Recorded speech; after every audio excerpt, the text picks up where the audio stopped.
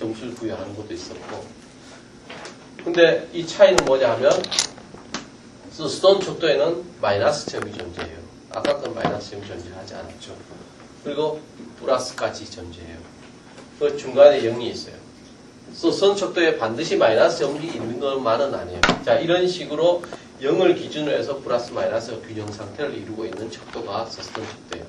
근데 경우에 따라서는 1부터 시작해서 100까지 이것도 서스돈 척도에서 가능하죠. 근데 이 서스돈 척도가 되기 위해서는 그 중간에 있는 값이 즉 다시 그 전체의 평균이 어느 점이다라는 것이 사전에 밝혀져야 돼요. 그래서 평균이 만약에 60점이다라고 했을 때 이 60점을 이 위에 0으로 단정을 하는 겁니다. 그리고 이쪽은 마이너스로 산정하고 이쪽은 플러스로 돌려요. 이런 식으로 비록 플러스의 점수를 갖지만 그 전체 분포 중에서 중간에 있는 값이 무언가를 알고 그걸 0으로 환산해 놓고 마이너스 플러스의 요소로 이제 전환시키는 것이 바로 서스돈 척도다. 이건 굉장히 어려워요. 실제로 활용하기에는. 그 다음에 요인 척도는 아까 그 요인이란 건 뭐라 그랬죠? 여러 가지 변수들을 가지고 분석을 해야 되는데 그 분석 자체가 어려우니까 일종의 몇 개의 범주로 묶어주는, 요인으로 묶어주는 거죠. 그래서 변수가 두 개가, 독립 변수가 두 개가 되고 이게 한 개가 되면 방정식이 몇 개 만들어져요.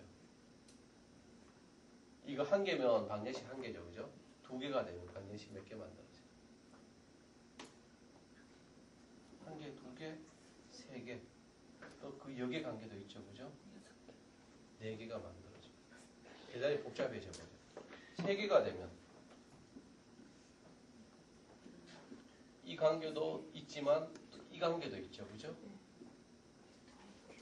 그러면 하나, 둘, 셋, 넷, 다섯, 여섯, 일곱, 여덟, 아홉 개가 만들어요.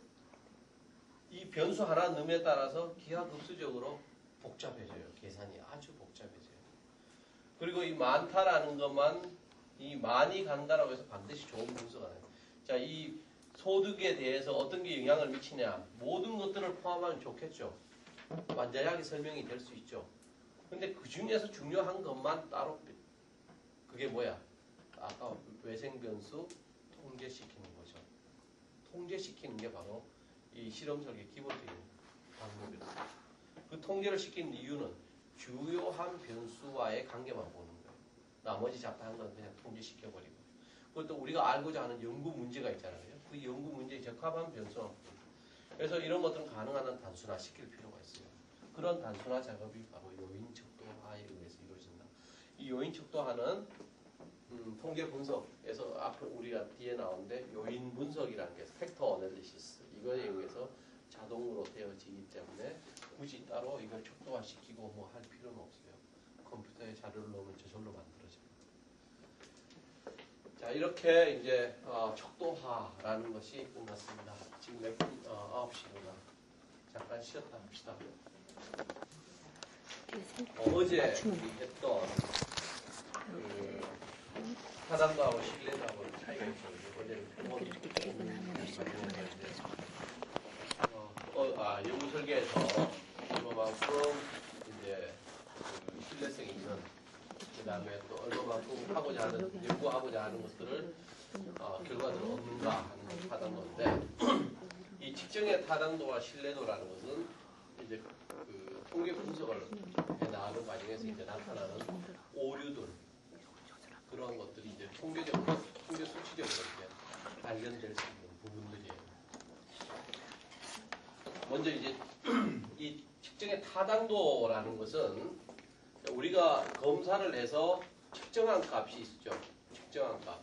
그게 이제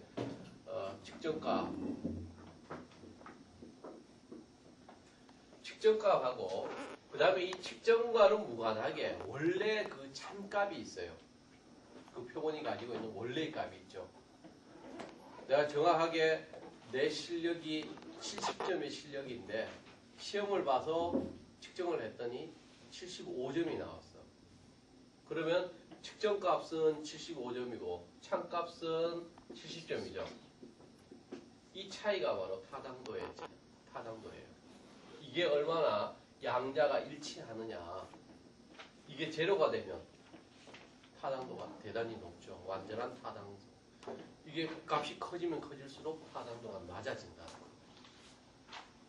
그래서 이 참값과 측정값 차이의 일치 정도가 타당도다라고 얘기할 수 있어요. 그래서 이 타당도를 보는 데는 이 참값에 근사한 측정값을 뽑아내는 데는 이 측정값을 결정짓는 것은 크게 세 가지가 있다라고 할 수 있죠. 내용과 그 내용이 측정하고자 하는 내용이 얼마나 정확하게 측정됐는가 하는 거하고 그 다음에 기준이라는 것은 측정의 도구들이 얼마만큼 그 정확하게 찍어낼 수 있는 도구들을 가지고 있는가. 예컨대 시험 문제가 내 실력을 얼마만큼 알아낼 수 있게 하는가 하는 거죠. 아까 70점이 참값인데 75점을 받게 한다는 것은 그 시험 도구에, 측정 도구에 문제가 있죠. 5점 정도 쉽게, 난이도가 쉽게 나왔다는 거죠. 그리고 마지막에는 이제 구성타당도. 구성타당도는 개념 타당도라고 하기도 하는데, 자, 우리가 알고 있는 개념, 구성 요소들이 얼마만큼 정확하게 이해가 되고, 또 그것들이 정확하게 표현됐는가 하는 게 구성이에요. 이 세 가지 요건이 갖춰졌을 때 측정값이 정확하게 측정될 수 있다. 참값에 가까워진다는 거죠. 그래서 먼저 이 내용에 대한 것들을 조사하는 것이 내용 타당도라고 하고, 기준에 대해서는 기준 타당도, 그 다음에 구성 타당도. 이 타당도에는 이 세 가지로 구성이 되어 있다라고 할 수가 있죠. 먼저 내용 타당도라는 것은 내가 측정하고자 하는 내용들에 대해서 거기에 대한 속성이나 개념 이런 것들이 얼마만큼 정확하게 반영시키고 있는가 하는 것들인데, 이 내용 타당도는 주로 그 내용에 대해서 얼마만큼 정확하게 이루어져 있는가 하는 거기 때문에 보통 사람들이 봐서는 잘 모르죠. 그걸 전체를 깨고 있는 사람이 봐야겠죠. 그 내용이 제대로 되는지 안 되는지. 그래서 대체로 이거는 전문가 있는데 자문을 구하는 방식으로 이루어집니다. 그 다음에 미리 측정할 사람들인데 미리 한번 프리테스트하는 그런 경우도 많아요. 그래서 내용 타당도를 확보하기 위해서는 전문가인데 의존할 수밖에 없고, 문제는 뭐야? 전문가인데 의존한다는 것은 대단히 주관적이고 객관성을 확보하기 어려운 한계성이 있죠. 그 다음에 전문가를 또 찾아내는 것도 더 어려워요. 그런 문제 때문에 내용 타당도 확보하기가 너무 어렵다. 그래서 내용 타당도, 만약에 내가 설문지를 구성했다라고 하면 내가 정확하게 그것들을 제대로 실어냈는가 하는 것들을 전문가인데 보여줘가지고 이 내 설문지 구성이 제대로 됐는지, 내용이 제대로 됐는지 하는 걸 봐야 되겠죠. 근데 그 설문지를 구성하는 데 있어서 여기에 이제 변수들이라는 게 들어가죠. 설문지 문항 하나가 원칙적으로 변수 하나다라고 보면 돼요. 근데 그 조사를 하는 과정에서 자, 어떤 문제를 알고 싶어? 아까 얘기했듯이 어제 우리 예를 들어 통일이라는 걸 알고 싶어요. 근데 그 남북 경협이라는 문제를 가지고 이제 본다라고 했을 때, 자, 통일을 구성하고 있는 여러 가지 어떤 변수적인 내용들이 있을 수 있죠. 남북 경협도 있을 수 있어요. 이 관계에 대한 혹은 통일에 대한 여러 외부의 외생 변수들이 또 있을 수 있죠. 그죠? 이런 것들을 정확하게 찾아내서 이것들을 통제시켜주고 또 이것들이 정확하게 개념 규정되어야만 되죠. 그래서 이런 것들이 내용 타당도를 갖기 위해서는, 자, 우리 지난 시간에 얘기했던 문헌 연구 같은 거를 철저히 해야 되죠. 기존의 문헌 연구에 통일에 대한 연구다, 남북 경협에 대한 연구다, 이런 문헌들을 뒤져가지고 양자 관계가 어떻게 되는지, 또 여기에 외생 변수로서 작용하는 것도 어떤 것들이 있는지, 이런 것들이 충분하게 이제 섭렵을 해서 그 내용이 올바로 구성되어져 있는지 하는 것들을 미리 잘 짜야 되고, 또 그것들을 다시 전문가인데 검증을 받아야 되죠. 문헌 연구라는 것도 이제 전문가의 도움을 받는 거죠. 그죠? 기존의 전문가들이 써놓은 것들 도움 받는 거고.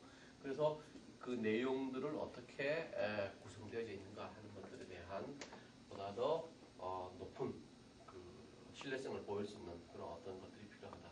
이런 것들이 완벽하게, 즉 이게 뭐예요? 이론 체계죠. 이론 체계에 기반해서 내용들을 도출시켜갖고 그것들을 이제 가설의 형태나 이런 걸로 만들어야 되는 건데, 그런 것들이 이제 문헌 연구를 통해서 이루어진다라고 할 수 있죠. 그 다음에 기준 타당도는, 자, 이런 내용들을 바탕으로 해서 우리가 질문지를 만들거나 설문지를 만들거나 하게 되겠죠. 그죠? 아니면 특정한 시험, 뭐 아까 얘기했던 시험지를 출제를 한다거나 이런 작업들을 거치게 되는데, 그러한 것들이 얼마만큼 제대로 이게 표현이 되는가 하는 것들, 또 이런 것들이 또 얼마만큼 정확하게 답을 끌어낼 수 있도록 또 구성되는가 하는 것들이 기준 타당도다.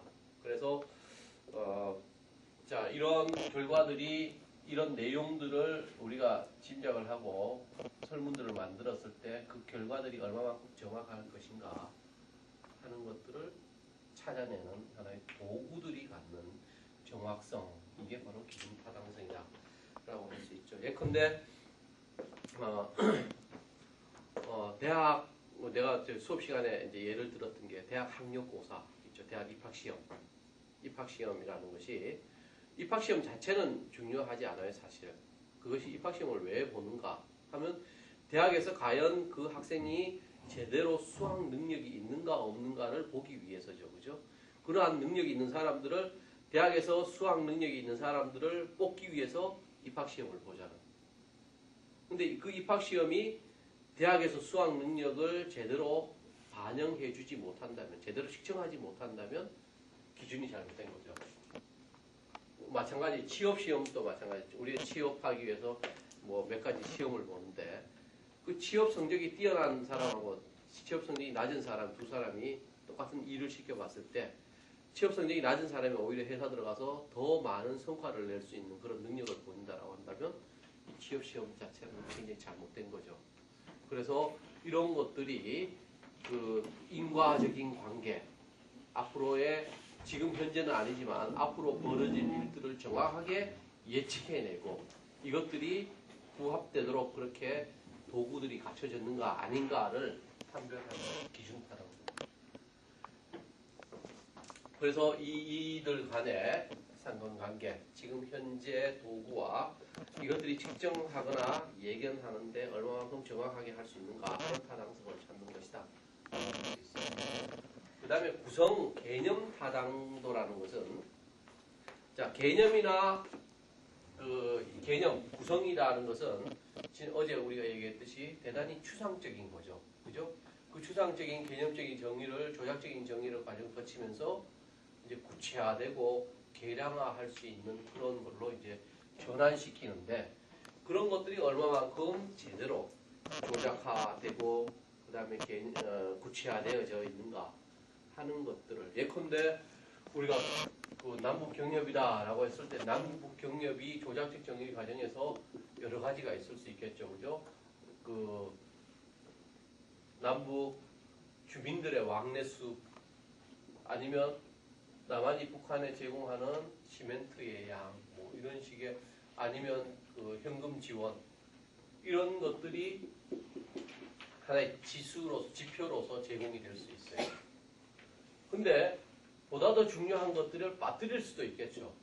그죠? 이걸 측정할 수 있는 여러 가지 요소들 중에, 예컨대 그 우리가 알지 못한, 일반 국민에게 알려지지 않는 인포머나 비공식적인 경로를 통해서 제공되는 돈들, 이런 것들은 우리가 알려지지 않고 변수로, 이게 지표로서 잡지 못한 경우가 있어요.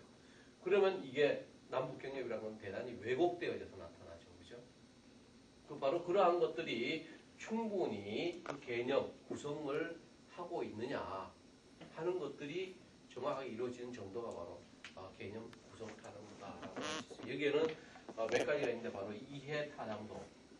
자, 이 개념이 제대로 정확하게 이해되고 있는가 하는 것들. 그 다음에 집중 타당도라는 것이 있습니다. 집중 타당도는 하나의 사실, 하나의 현상에 대해서 두 개 이상의 측정 수단을 가지고 했을 때 나중에 동일한 결과들을 가져올 수 있느냐, 일종의 개념이나 구성의 정확성을 판단하는 하나의 기준이 집중 타당도. 그다음 판별 타당도.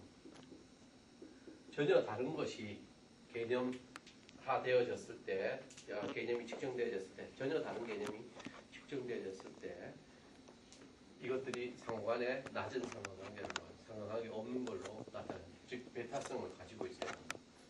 이 세 가지 조건이 갖춰졌을 때 우리는 구성 개념 타당도가 높다라고 할 수 있죠.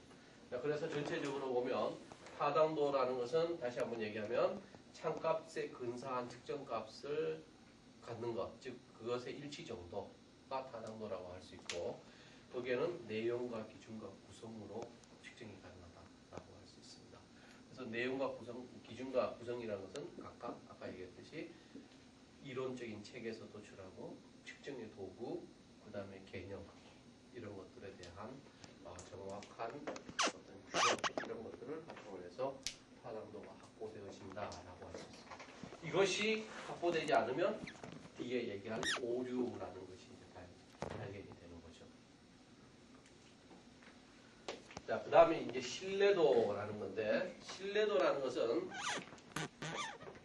자, 측정이 얼마만큼 일관성이 있는가 하는 일관성이라는 게 중요해요. 신뢰도에는.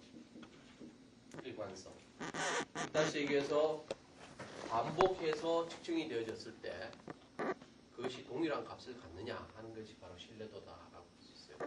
그런데 아까 내가 시험 봤는데 내 실제적인 값이 70점 수준밖에 안 되는데 측정해봤더니 75점이다 라고 하면 타당도가 떨어진다라고 할 수 있죠. 근데 첫 번째 시험 보니까 75점이고 두 번째 시험 보니까 똑같은 난이도를 가지고 있는데 70점이고 세 번째는 80점이고 이런 식으로 들쑥날쑥하다라고 하면 신뢰도가 일관성이 없죠. 그리고 신뢰성이 없는 거예요. 내가 수업 시간에 예를 든 게 뭐죠? 저울이죠. 몸무게 되는 저울. 근데 똑같은 저울에 올라가면 내가 지금 상태 똑같은 시점에서 똑같은 조건에서 올라가면 항상 똑같은 몸무게가 나와야 돼요. 일관성이 있는 몸무게가. 지금 올라가면 내가 얘기하는 60kg다 라고 하면 플러스 알파다 라고 하면 자, 조금 이따 재도 역시 60kg가 나와야 되죠. 근데 한 번 쟀더니 59kg, 한 번 쟀더니 61.2kg, 한 번 쟀더니 58kg 뭐 이런 식으로 똑같은 저울, 똑같은 사람을 쟀음에도 불구하고 일관성 없게 나타난다. 신뢰성이 없는 거죠. 이게 동일한 사람에게 적용돼도 그런데 집단을 달리해서도 사람을 달리해서도 마찬가지예요. 이 시험을 가지고 비슷한 실력이 있는 사람들 시험을 봤을 때 난이도가 똑같아야 돼요. 어디든 점수가 똑같이 나와야 돼요. 더군다나 나 있는데 내가 오늘 본 시험하고 내일 또 똑같은 시험을 봤을 때 똑같은 점수가 나와야 돼요. 그게 시간을 달리해서 보거나 장소를 달리해서 하거나 항상 일관성을 유지해야 됨에도 불구하고 아닐 때는 신뢰도가 떨어진다라고 할 수 있죠. 인간관계에 있어서 신뢰도도 마찬가지죠. 그죠? 오늘 얘기하는 얘기하고 내일 얘기하는 얘기가 틀릴 때 그 신뢰성이 없는 거죠. 마찬가지로 그 일관성 이런 걸로 이제 신뢰도가 얘기되어진다. 이 신뢰도를 또 신뢰도가 있느냐 없느냐를 판단하는 그런 측정법들이 여러 가지가 있어요. 검사, 재검사법. 이 검사, 재검사법이라는 것은 아까 반복해서 측정한다 그랬죠. 그죠? 신뢰성을 확인하는 그게 바로 전형적인 게 검사, 재검사법이죠. 똑같은 상황에서 똑같은 측정 도구로 시험을 가지고 똑같은 대상에 시간을 달리해서 한번 검사하고 다시 한번 검사해서 똑같은 점수가 나오느냐 여부를 판단하는 게 검사, 재검사법이에요. 테스트, 리테스트법. 그래서 이게 제일 간단한 적용 방법이죠. 그게 신뢰성이 있느냐를 측정하는 가장 간단한 방법이긴 한데 문제는 검사하고 재검사 사이에 우리가 아까 얘기했듯이 여러 가지 오류가 개입될 가능성이 있죠. 어떤 게 역사적인 사건이나 역사적인 효과나 성수 효과나 시험 효과, 그죠? 검사 보고 다시 하니까 전에 봤던 그 시험에 대한 학습이 돼가지고 재검사에는 높은 점수가 나오고 그 사이에 성숙해지거나 뭐 이런 식의 여러 가지 오류가 게재될 가능성이 있기 때문에 이제 문제가 많은 신뢰성 테스트법이다라고 할 수가 있어요. 그 다음에 이분절법 이런 것들을 해결하기 위해서 이제 여러 가지가 또 나오죠. 그 중에 하나가 이분절법이에요. 자, 시험 문제가 60문제가 있어. 60문제가 있으면 그 60문제를 가지고 30문제씩 나눠서 봐요. 대표적인 이분절법은 짝수 문제, 홀수 문제 이렇게 나누는 거예요.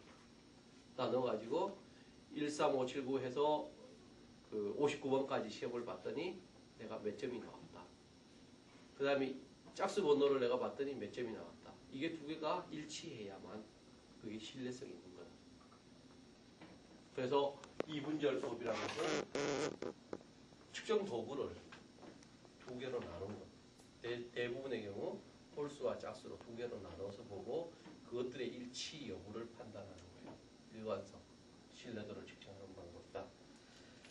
그래서 이거는 이제 검사 재검사법을 보완한 것이긴 하지만 측정 문항을 그런 식으로 측정 문항의 그 난이도나 이런 것들이 비슷해야 되겠죠. 비슷해야 그 홀수 짝수 나눠도 비슷한 점수가 나오는데 그렇게 나누는 것도 힘들고 또 문항 자체가 일정한 문항 이상이 돼야 돼요.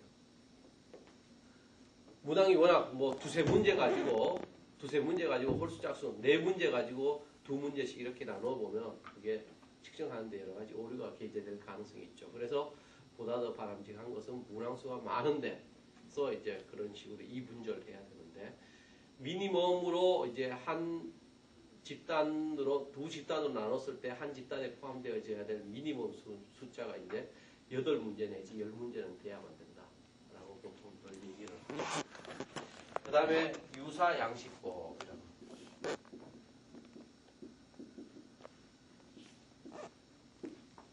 자, 이거는 이분절법은 하나의 측정 도구를 가지고 두 개로 나눈 거죠. 이 유사 양식법은 처음부터 두 개의 측정 도구를 만들어요. 예컨대 내가 60문제를 가지고 시험을 본다라고 하면 1번 문제를 만들면 1번 문제와 난이도와 그게 내용이 비슷한 1-1번의 문제를 따로 하나 만들어요. 일부러. 2번도 그러고 그래서 60번까지 해서 총 120문제를 만드는 거죠. 난이도와 내용은 비슷하죠. 그 문항마다 하나씩 짝을 만들었으니까. 그래서 두 개를 시험을 봐봐요. 그래서 두 개가 얼마나 일치하는가 하는 것들을 비교하는 것이 유사 양식법이에요. 그 다음에 마지막으로 알파 계수. 이게 수업 시간에 이제 질문이 꽤 많이 들어오는데 이거 크롬바 알파라고 표현하는 거예요. 이거는 이제 설문 문항들 간에 설문 문항이 있으면 이 이분절법을 사용해서 나누죠. 근데 이분절에서는 아까 홀수 짝수로 주로 나눈다고 했잖아요. 그죠? 근데 크롬바 알파 계수에서는 뭐냐면 1번부터 60번까지가 있으면 홀수 짝수로도 나눌 수 있지만 1번부터 30번하고 31번부터 60번으로도 나눌 수 있고 이런 조합을 하면 이 두 개로 나누더라도 엄청나게 많은 조합들이 만들어지죠. 그죠?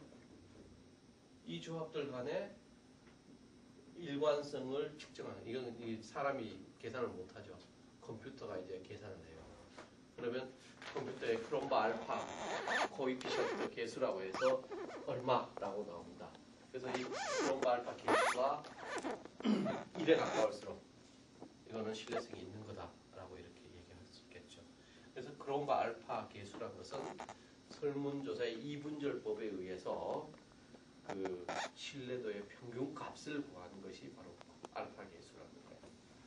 그래서 보통 설문을 하고 그것들이 얼마만큼 신뢰성이 있는가 하는 것들을 하나의 알아보는 여러 가지 지표 중에 하나가 지수 중에 하나가 크롬바 알파라는 걸 보고 야 이게 설문지가 제대로 만들어졌구나 아니면 잘못 만들었구나 잘못 만들었을 때는 다시 한번 수정을 하게 돼요. 그래서 이제 좀 더 정확성에 가까워지도록 즉 신뢰성이 있도록 만들어 나가는 거죠. 자, 이와 같이 일반적으로 널리 쓰이는 신뢰성, 측정의 신뢰도를 제고시키는, 측정하는 방법이 바로 이 네 가지에 의해서 이루어진다라고 할 수 있습니다. 자, 그리고 이 신뢰도와 타당도의 관계에서 통상적으로 이제 뭐가 중요하다, 어느 게 더 중요하다, 뭐 어느 게 덜 중요하다 이런 식의 비교는 어려워요. 근데 이제 문제는 극단적인 신뢰성을 높이면 타당도가 떨어질 수가 있고 타당도를 높이다 보면 신뢰성이 떨어질 수가 있어요. 그래서 이 양자의 관계가 상당히 묘하긴 한데 아무튼 타당도가 높으면 신뢰도는 반드시 높아요. 근데 타당도가 낮으면 신뢰도가 낮지는 않아요. 신뢰도가 낮을 수도 있고 높을 수도 있어요. 그래서 신뢰도가 낮으면 이제 타당도는 높을 수도 있고 반대의 경우도 되죠. 그죠? 신뢰도가 높으면 타당도가 높지만 낮을 수도 있어요. 그래서 타당도를 기준으로 우리가 많이 보고 있다는 겁니다. 그래서 타당도와 신뢰도 관계에 대해서 얘기하고 있습니다. 그래서 이 타당도와 신뢰도를 높이는 방법은 여러 가지가 있을 수 있겠죠. 아까 얘기했듯이 이런 것들 보듯이 측정 도구를 얼마만큼 정확하게 만드느냐, 또 측정의 내용들이 얼마만큼 알차게 이론에서부터 도출해서 제대로 구성되어졌느냐, 그 다음에 예컨대 관찰이나 이런 것들 보면 주변 환경들을 어떻게 구성해갖고 이제 정확하게 측정할 수 있도록 하느냐, 이런 환경적인 요인이나 아니면 개인적인 요인도 있죠. 개인적인 능력, 그 다음에 어떤 그때의 기분 뭐 이런 것들도 있고 조사자의 능력 이런 것도 있죠. 그러니까 때로는 피조사자, 조사자의 어떤 인간적인 측면, 그 다음에 능력 이런 것들과 그 다음에 환경적인 측면 이런 전체가 이제 타당도와 신뢰도에 영향을 미친다라고 할 수가 있어요. 물론 그 안에는 이제 이 내용을 구성하고 측정 도구를 갖고 이런 것들도 물론 영향을 미치지만 개인의 능력이나 주변 환경 이런 것도 이 타당도와 신뢰도와 큰 연관을 갖는다라고 할 수가 있죠. 자, 이 타당도와 신뢰도가 떨어지면 우리가 오류라는 것이 이제 발생이 하죠. 신뢰도와 타당도가 떨어지면 오류가 나오는데 이게 측정상의 오류다라고 해서 보통 이 오류라는 것은 측정상에 나타나는 오류를 우리는 오차라고 이제 수치적으로 계산될 수 있는 오류라는 거죠. 그래서 여기에는 크게 오류에는 체계적 오류와 비체계적 오류 혹은 무작위적 오류 이렇게 두 가지 오류가 있어요. 체계적 오류라는 것은 그 편향된 어떤 경향성이 나타나는 거. 예컨대 어떤 집단을 조사했더니 전부 다 긍정적인 생각을 많이 가진 집단들로 쭉 구성이 돼요. 그랬을 때는 오류라고 볼 수 있죠. 그런 오류를 체계적인.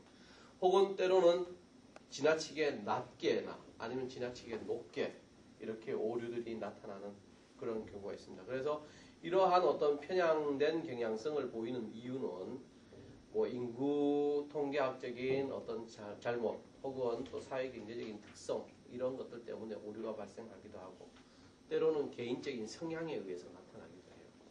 그래서 특히 개인적인 성향에 의해서 나타나는 것은 예컨대 관용의 오류 같은 게 대표적이죠. 사람들을 평가할 때 마음이 약해서 대부분 그냥 그냥 좋다라고 그냥 평가해버리는 거예요. 그런 식으로 이제 관용의 오류. 특히 나 같은 경우는 이제 마음이 약하다 보니까 채점하다 보면 점수들을 높게 주는 그런 관용의 오류. 근데 그 반대로 모 교수 같은 경우에는 학점을 짜게 줘. 그런 경우는 이제 가혹의 오류라고 반대. 감명의 오류와 가혹의 오류. 근데 대부분의 사람들은 또 지나치게 관용적이지도 않고 또 지나치게 가혹하지도 않은 그 중간에 중앙 집중의 경향을 보이죠. 그냥 내가 정확하게 평가할 수 없으니까 그냥 대충 그저 그렇다 이렇게 평가하는 경우 이게 중앙 집중 경향이다 라고 하고 또 하나는 대조의 오류라고 돼 있어요. 대조라는 것은 나하고 생각이 다른 경우 저 사람은 분명히 나하고 다를 거야 이렇게 의뢰 거 생각하고 나와 다른 쪽에다가 동그라미를 쳐주는 그런 대조의 오류가 있고, 그 다음에 가장 그 흔하게 나타나는 것 중에 하나가 또 헤일로 이펙트라고 해서 그 후광 있죠. 왜 예수 뒤에 보면 예수 그 상기에 보면 뒤에 후광이 헤일로라고 해요. 후광 효과다. 그건 뭐냐면 내가 누구를 보면 가끔녀는 보면 굉장히 그 산업복지나 아동복지 시험을 잘 봤어. 그러면 열심히 하고 이렇게 시험들을 다 잘 보니까 저 사람도 잘 봤을 것이다. 저 사람도 점수를 후하게 줘. 초등학생 아까 학생들 선생님들 같은 거 보호하기 쉬운 게 그거죠. 국어, 산수, 사회 이런 거 잘해. 그러다 보니까 자연도 잘하겠지 하고 했는데 보니까 자연 엉망인 경우도 있어요. 그런 식의 어떤 연관된, 그 다음에 또 우리가 흔히 나타나는 헤일로 이펙트 중에 하나가 여자니까 일반적인 여자들은 어떻다라고 하고 여자들은 당연히 어떨 것이다 라고 해서 미리 짐작해서 그런 것으로 평정을 하는 경우 있죠. 뭐 그런 경우라든지, 그 다음에 장남은 어떻다 뭐 이런 식의 O형은 어떻다 이런 것들이 전부 헤일로 이펙트, 후광 조건, 그런 오류들이 전부 체계적 오류에 속해요. 이제 비체계적 오류, 무작위적 오류라는 것은 이제 무작위, 샘플링, 랜덤하게 샘플링 하는 과정에서 이제 오류 값들이 다양하게 분산돼 버리는 그 어떤 아까 얘기했던 체계적 오류와 같이 어떤 경향성은 없어요. 어떤 특정한 어떤 경향은 보이지 않지만 이것들이 정확하게 성격이 뭐다라고 집어낼 수 없을 정도로 굉장히 다양하게 흩어져 버려요. 그런 경우를 비체계적 오류 혹은 무작위 오류다라고 할 수 있죠. 그런 경우에는 어떻게 발생하냐? 측정자가 조사자, 측정자 이 사람의 특성에 의해서 발생하기도 하고, 그 다음에 피측정자, 피조사자의 영향에 의해서 되기도 하고, 때로는 측정의 환경이나 상황 이런 요인에 의해서 이 비체계적 오류가 발생하기도 하죠. 예컨대 장소나 시간 이런 거 아주 늦은 시간에 인터뷰를 한다거나 아니면 아주 이른 시간에 한다거나 장소가 굉장히 교도소 같은데 이런데 편안하지 못한 그런 데서 인터뷰를 한다거나 뭐 그런 식의 요인들에 의해서 이게 오류가 발생할 수도 있겠죠. 그 다음에 측정 도구로 인해서 발생할 수 있는데, 측정 도구 같으면 예컨대 내가 설문지를 줘가지고 누구인데 설문지를 해줘요 라고 부탁을 조사자인데 줬어요. 근데 조사자가 이 설문지를 제대로 이해를 못하고 있어요. 그래갖고 받아왔는데 보니까 제대로 거기에 설명을 해갖고 정확하게 받아오지를 못했어요. 그런 오류 같은 것들이 이제 측정 도구로 인한 오류. 이런 모든 것들이 조사자나 피조사자, 그 다음에 환경, 조사의 환경, 측정 도구 이런 걸로부터 발생하는 오류들이 비체계적 오류, 무작위적 오류다라고 얘기해요. 대부분의 통계학적인 오류들은 이쪽에서 많이 포함이 되겠죠.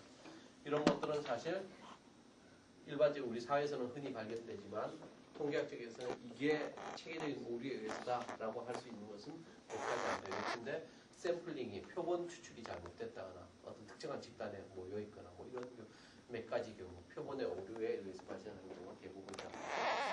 그래서 이 특히 비체계적 오류는 바로 신뢰성이라는 부분하고 굉장히 밀접한 관련을 갖는다고 할 수 있어요. 이게 제대로 되면 신뢰성은 저절로 높아져요.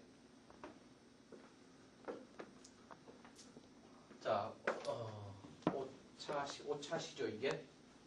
5차시는 여기까지 하고, 그 다음 6차시가 자료 수집.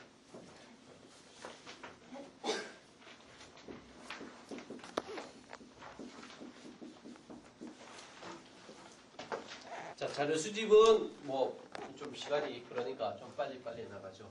자료 수집에는 크게 세 가지 방법이 있다.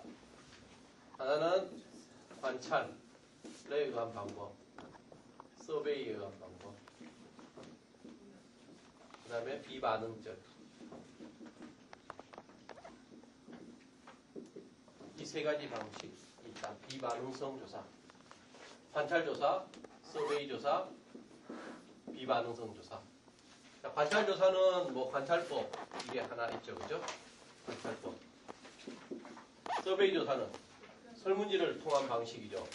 설문지를 통한 방식은 우편으로 할 수도 있고 온라인 인터넷으로 할 수도 있고 직접 면접으로도 할 수 있죠. 이런 방식. 때로는 뭐 면접 중에는 이제 전화 방식도 있을 수 있고. 비반응성 방식은 문헌조사. 이런 방식이 있다. 먼저 관찰법 그러면 우리가 직접 오감을 통해서 감각기관을 통해서 지각하면서 기록하는 방식이 관찰법이다라고 할 수 있죠.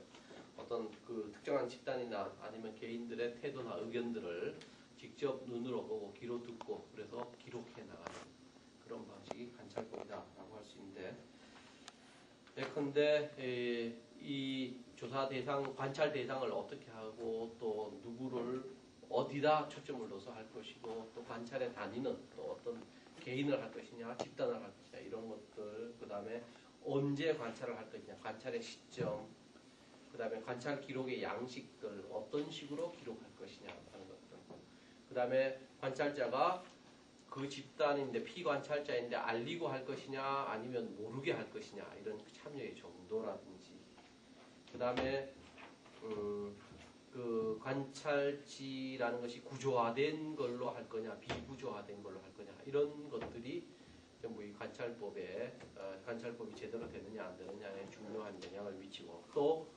그 연구 문제의 성격이나 조사 설계에 따라서 이런 것들을 어떻게 갖고 가야 될 것인가 하는 것들이 결정된다라고 할 수가 있어요. 그래서 이런 관찰법들이 이제 절차나 이런 것들은 뭐 보시면 금방 이해가 될 거니까 절차는 생략하고 관찰할 때 유의사항만 하고 짚고 넘어가는 거죠.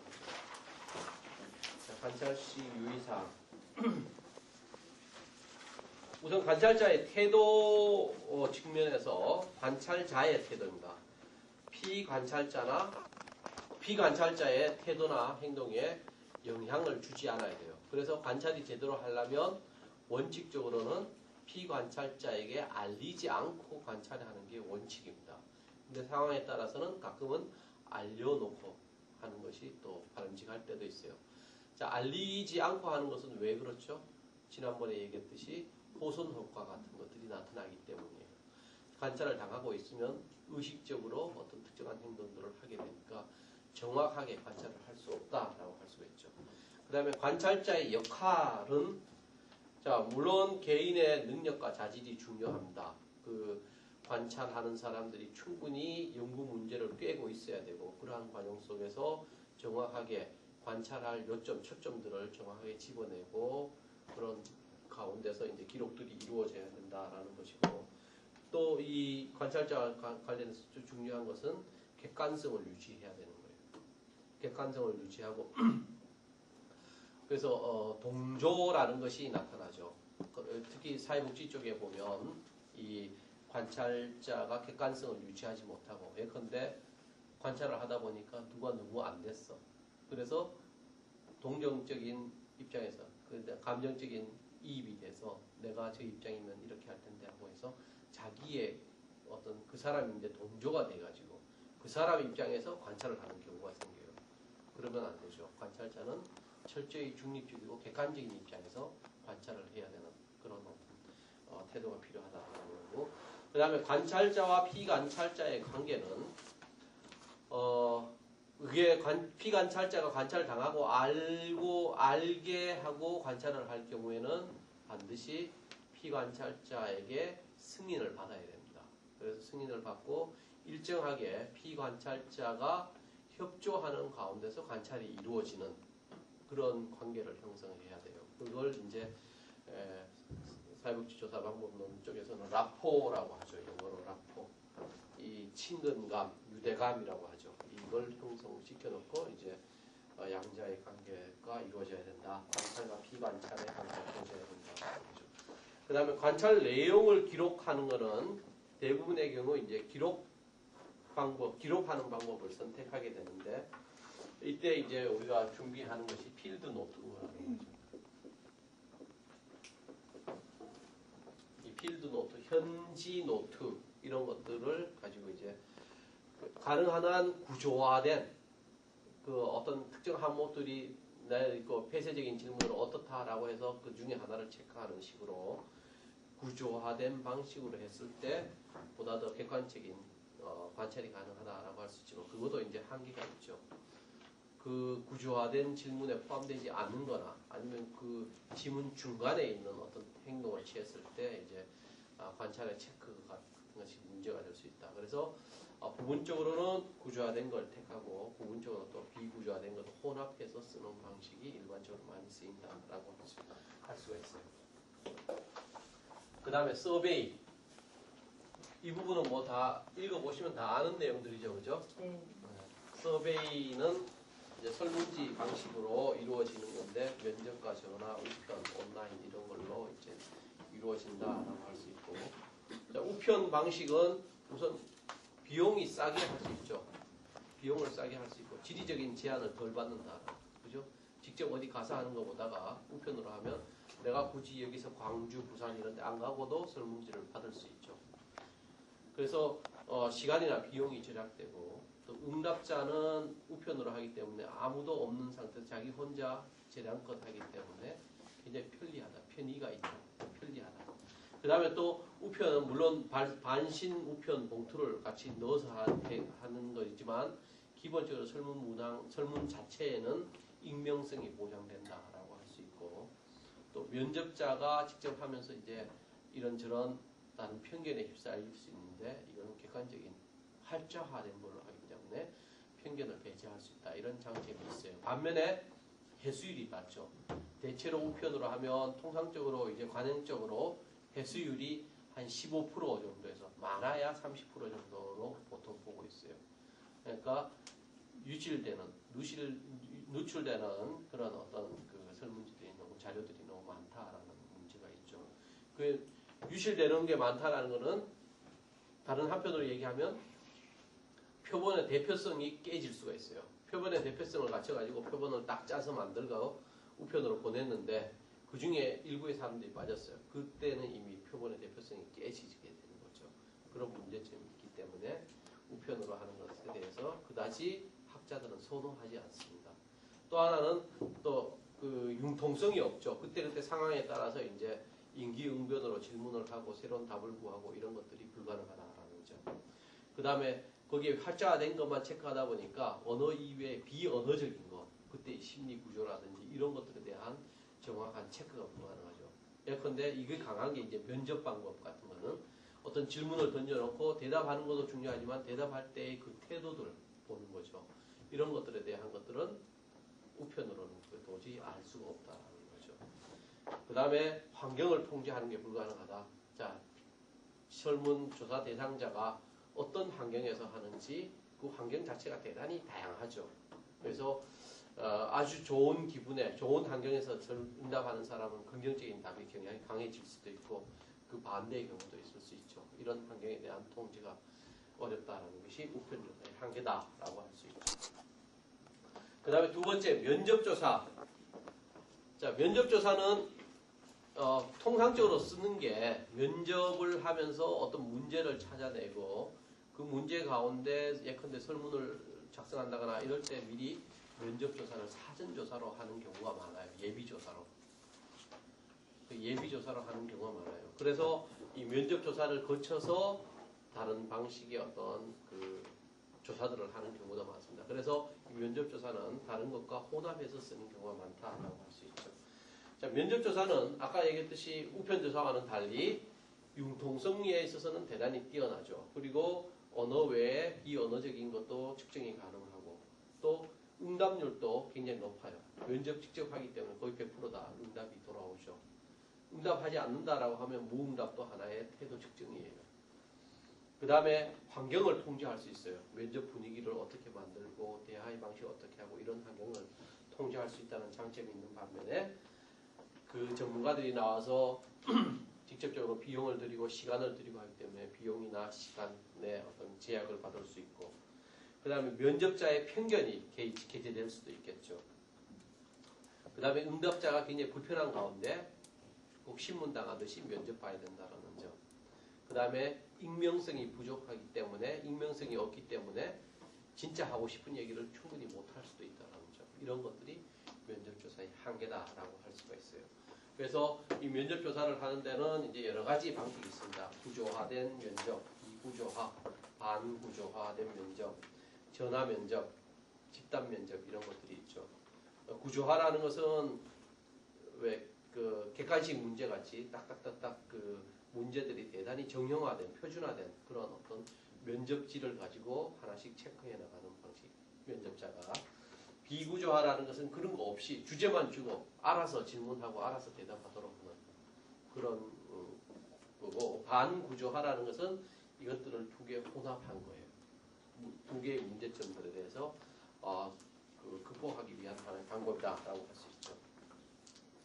그 다음에 전화 면접이라는 것은 뭐 우리 투표 때 선거할 때 주로 많이 쓰는 거죠. 이거는 굉장히 급변하는 이 흐름 속에서 그 흐름을 그때 신속하게 파악하기 위해서 신속성이 담보하기 위한 하나의 방법으로 전화 면접을 주로 쓰고, 비용이 또 저렴하다는 그런 장점이 있어요. 그렇지만 대표성의 문제라든지 그 다음에 상황을 통제하기 어렵다는 문제가 있죠. 예컨대 전화 받는 사람 누구 바꿔달라고 했는데 그 사람이 지금 예컨대 부엌에서 일하다가 왔다거나 이러면 굉장히 급하기 때문에 제대로 된 응답을 안 하는 경우가 있죠. 이런 상황의 통제 자체가 어렵다는 거죠. 집단 면접은 그 반대의 경우에 해당한다라고 할 수 있죠. 집단적으로 모아놓고 이제 면접을 하고 서로 토론을 하게 하는 그런 것들인데, 이 집단 속에서 어떤 역동성을 발견하고 상대방과 비교할 수 있는 그런 장점이 있다는 점에서 이 집단 면접이 이것도 하나의 보조적인 수단으로 널리 활용되고 있는 방법이다라고 할 수 있습니다. 그 다음에 온라인 조사. 온라인 조사는 뭐 회원조사, 방문자 조사, 전자우편 조사, 전자설문조사인데 대부분 인터넷으로 이루어진다. 회원조사는 그 사이트에 가입한 회원에게만 이제 설문을 하는 거고, 방문자 조사는 이제 인터넷에 올려놓고 누구든지 들어와서 설문할 수 있도록 하는 거. 전자우편 조사는 이메일을 통해서 하는 거. 그 다음에 전자설문조사라는 것은 회원에게 하나대 회원들 중에서도 다 보내는 게, 다 하는 것이 아니라 그 중에서 회원 중에서 방문한 사람만 국한해서 하는 것이 전자설문조사. 이런 식의 다양한 방식들이 활용되고 있지만, 인터넷의 일반적인 문제와 마찬가지로 이러한 조사를, 온라인 조사를 했을 때 대표성의 문제가 있어요.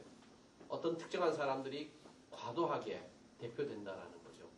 즉, 그 인터넷을 쓰는 계층이 예컨대 젊은 층이면 나이 든 사람들의 의견들을 제대로 반영하지 못한다거나, 또 그것이 남자 중심으로의 사이트다라고 한다면 여자들의 의견을 제대로 반영하지 못한다거나, 이런 식의 어떤 대표성의 문제가 있을 수 있고, 그 다음에 인터넷에서 이런 설문조사하는 사람들은 대부분 자기가 원해서 하는 사람이에요. 원하지 않으면 아예 안 하고 그냥 넘어가 버리죠. 자기가 스스로 원해서 하기 때문에 자기 결정 혹은 자기 선택에 편의가 발생한다라고 할 수가 있어요. 자, 마지막 세 번째는 문헌조사, 비반응성 조사라고 하는데, 왜 비반응성이라고 하느냐? 이것들은 다 조사자와 피조사자가 있죠. 근데 이 비반응성이라는 것은 조사자만 있어요. 그러니까 이 피조사자의 반응을 보고 하는 것이 아니다라는 거죠. 이 피조사자 대신에 문헌을 본다라는 거죠. 그래서 지난 시간에 문헌조사에 대해서는 했죠. 그죠? 대체적으로 1차 자료, 2차 자료가 있는데, 1차 자료는 직접 자기가 경험해서 만든 자료가 1차 자료고, 2차 자료는 자기가 간접적으로 경험하는 그런 자료들 2차 자료다라고 하는데, 이러한 1, 2차 자료들, 문서들을 통해서 이제 조사를 하는 거다라고 할 수 있고, 이게 문헌조사의 가장 중요한 것은 방대한 조사를 할 수 있다는 거죠.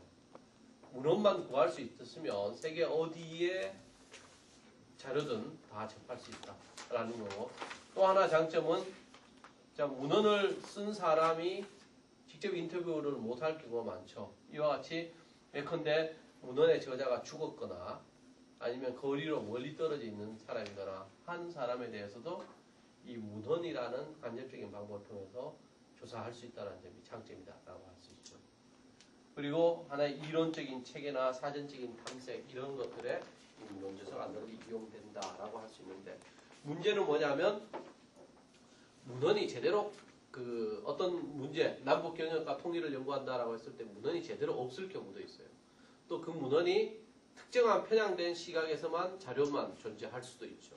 그래서 경우에 여러 가지 문제들이 발생할 수 있고 또 문헌이기 때문에 계량화 이걸 자료들을 모아갖고 컴퓨터로 분석하고 이런 것들이 또 어렵다.